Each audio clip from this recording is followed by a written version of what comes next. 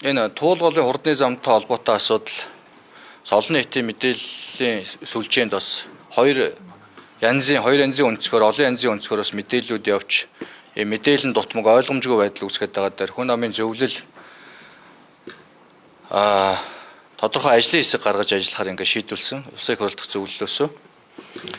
За энэ улсын их хурлдах зөвлөлөөс бас ажлын хэсгийг улсын их хурлдах зөвлөлийн бас зөвлөлийн дарга миний бие ахалж ажиллана. За мөн одоо улсын их хурлын гишүүн Мөнх Соёл, за улсын их хурлын гишүүн Наранбаяр, улсын их хурлын гишүүн Инх Насан гээд 4 гишүүний бүрэлдэхүүнтэй за хүн намын мөн бодлого судалгааны хүрээлэн болон мэргэжлүүдийн ингээд төлөөлөл орсон ажлын хэсэг гарч бас 2-7 хоногийн хугацаанд бид нар нэлээд нарийн одоо энэ өндөр өртөгтөө одоо эдийн засгийн хувьд ямар өрөө гөөчтэй нь бас тодорхой бус. За замын хөдөлгөөний одоо төвжирлийн асуудлыг хэдийн хэмжээгээр бууруулах. За байгаль орчинд үзүүлэх нөлөө зэрэг чиглэлээр нь бас мэргэжлийн байгууллагатай ажиллаж ингээд санал дүгнэлтийн сонсож бас нэгдсэн байр суурь гаргана. За тэгээ өнөөдрийн байгаа байдлаар ингээд гарчаад байгаа мэдээлэл дээр бол бид нар эдийн засгийн өрөө гүйж нь хэр юм бэ гэдээ бас нийслэлийн орлогч дарга болон төлөөллүүдийг бас дуудаж мэдээлэл авлаа. За мөн засгийн газрын хэрэгжүүлэгч агентлаг усны газрын дарга төлөөллүүдийг бас дуудаж мэдээлэл авлаа. Тэгэхээр эдийн засгийн хувьд энэ бол бас 2.3 ихний төгрөг гэдэг бол асар их мөнгө. За хүн ам бол ер нь өнгөрсөн хугацаанд Монгол улсад хуримтлагдсан олон асуудлыг хөгжлийг гацаас олон асуудлуудыг шийдэхдээ бол санал нэгтэйгээр дэмжиж ирсэн. За энэ төгжрлийн асуудал, утааны асуудал, за эрчим хүчний асуудал гэдэг. Тэгвэл бас энэ эдийн засгийн хувьд үр ашиг нь тодорхойгүй, замын төгжрлийг хэр бууруулах юм, хэр хашиг ирэмттэй энэ. За байгаль орчинд хэр нөлөөтэй юм гэдгийг бас харгалзаж үзчихэж бас зарим асуудлыг анхаарахгүй болохгүй. Тэрний нэг нь бол энэ туулын хурдны замын асуудал. Тэгэхээр 2.3 их найт төгрөгөөр 32 км одоо гүүрэн байгууламжийн энэ замыг барина гэж байгаа. За мөн одоо энэс гадна тойрог зам чинь нийтдээ бараг 6 орчим ихэнх төгрөгөөр барьж замын төгжрлийн асуудлыг шийдэхээр ингээд нийслэлээс зорилт тавьсан явж байгаа. Тэгэхээр энэ маань яг бодиттой төсвөө санхүүжээд явахаар төлөвлөгөөндөө тусгацсан юм байна. Төсвөө санхүүжээд явна гэдэг бол нийслэлийн төсөв буюу татвар төлөгчдийн мөнгө. Тэгэхээр эдийн засгийн бас ямар нөхцөл байдалтай байгаа вэ? Энэ үед бол татвар төлөгчдийн мөнгөөр бид нар бас ийм хэмжээний бүтээн байгуулалтыг хийх нь үр ашигтай юу? Эргээд энэ төсөл маань бас төсвөө санхүүжээд явах боломж олцоо баталгаанд байгаа юу гэдэг. Энэ олон талаас нь бас харах юм асуудлууд байна. Нөгөө талдаа төгжрлийг бууруулнаа. За 30-аас 40% бууруулнаа гэсэн бас мэдээллүүд нийслэлээс өгöd байгаа.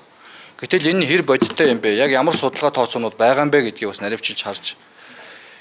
Эргээд энэ төсөл маань хэдэн жилийн хугацаанд бас төслийнхөө өрөө гүйж өгөх юм бэ гэдгийг харах ёстой.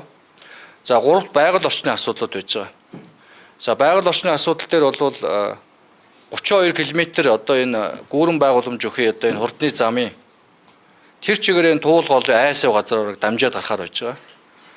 Тэгэхээр энэ олон гүүрэн байгууламжийн том багнууд газрын гүн рүү ойролцоогоор 7-8 м багадаа одоо 1 м-ийн диаметртэй багадаа юм багнуудыг зооно гэж байгаа. Энэ одоо яг туулгын урссанд тэр нөлөөлөх юм. Улаанбаатар хотын нийт иргэдийн буюу 1.6 сая хүний хэрглэж байгаа унтны усанд яаж нөлөөлөх юм? Цаашлаад үерийн ус гэж нэг асуудал бий. Бид нар 2 жилийн өмнө Улаанбаатар хот 3 жилийн өмнө энэ дунд гоо сэлэг боол гэдэг ямар их туулгоол гэдэг үерлээ тий. Тэгэхээр энэ үерийн усанд ямар нөлөө үзүүлэх юм гэдгийг бас наривчилж дүгнэлт гаргуулаагүй байна. Усны газрын дарга өгсөн мэдээлэлээр бол усны тухай хуульд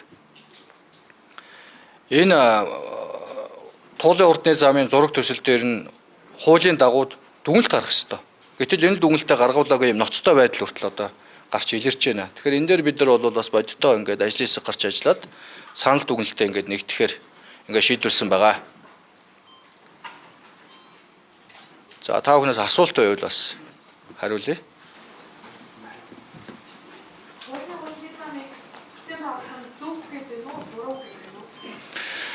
За төгжрлийг бууруулах гэдэг агуулгаараа бол бид нар төгжрлийг бууруулах энэ дэд үтцийн төслүүдийг энэ замууд гэсэн үг. За мөн нийтийн тээврийн асуудлуудыг бол дэмжиж байгаа. Гэхдээ яг энэ туулны хурдны зам дээр бол бид нар маш сайн одоо судалж сууж мэргэжлийн байгууллагад ороо санал дүгнэлт гаргаж иж бас байр суурь илэрхийлнэ. Гэхдээ бол одоогоор бол яг дэмжихэд бол энэ бол асуудалтай зүйлүүд их гарч ирж байна гэсэн үг. Сая юунд даваа талаа орлогч хэрэглүүд ярьсан үг чинь. Гэхдээ бид одоо яг мэргэжлийн зөвлөх хүмүүстэй үдийн ярилцаа тийм ямар ч тул болоогүй гэдгийг би одоо өөрөө хэлж байна гэж ярьж байгаа байхгүй. Тэгэхээр та нарт энд орж ирээд өөр юм яриад гадаа гараад яг танаа үгийг худлаа яриад гэсэн үг. Та нар сая хэллээ шүү дээ. Ийм нөлөөлөл үзүүлэхийн яг тодорхой шинжлэх хийх юм байна гэдгийг биднээс сайн ингэж танилцуулаад гэж авлаа гэж байна. За байгаль орчны үнэлгээ бол хийгдсэн. Тэр нь бол одоо байгаль орчин дунд зэргийн нөлөөлтөй гэж гарсан гэж байгаа. Тэгэхээр ямар дунд зэргийн нөлөөлтөй гэдэг чинь байгаль орчин сөрөг нөлөөлөлд байна гэсэн үг. Тухайлбал 3.4 газар бургас шидахаар байгаа байхгүй огтлж яхаар байгаа. Тэгэхээр энэ дээр бол бүр наривчил дүгнэлтүүд гарах зайлшгүй шаардлагатай. Нэгт. Хоёрт усны тухай хууль зааснаар за усны газраас 4 төрлийн дүгнэлт гарах ёстой юмны нэг нь энэ байхгүй. Өөрөөр хэлбэл тэр туулын урдны зам баригдах гээд байгаа тэр зам дагуу туулын яг айсав газараар дамжиж байгаа гүүрэн байгууламж ундны усанд хэр нөлөөлөх юм бэ? Усны урсанд хэр нөлөөлөх юм бэ? Мөн үерийн эрсдэл нэмэгдэхгүй юу гэдэг дээр дүгнэлт гаргуулах хэрэгтэй. Энийг огт гаргуулааг байгаа. Энийг одоо засгийн газрын хэрэгжүүлэгч агентийн дарга өөрөө ирээд хуулиар гаргах ёстой юмаа гаргуулааг байгаа гэд хариуцлагатайгаар мэдгдсэн. Тэгэхээр энэ бол бас хууль зайсуу шаардлагыг хангаагүй явж байгаа юм нөхцөл байдал одоо тогтоож байна л гэсэн үг.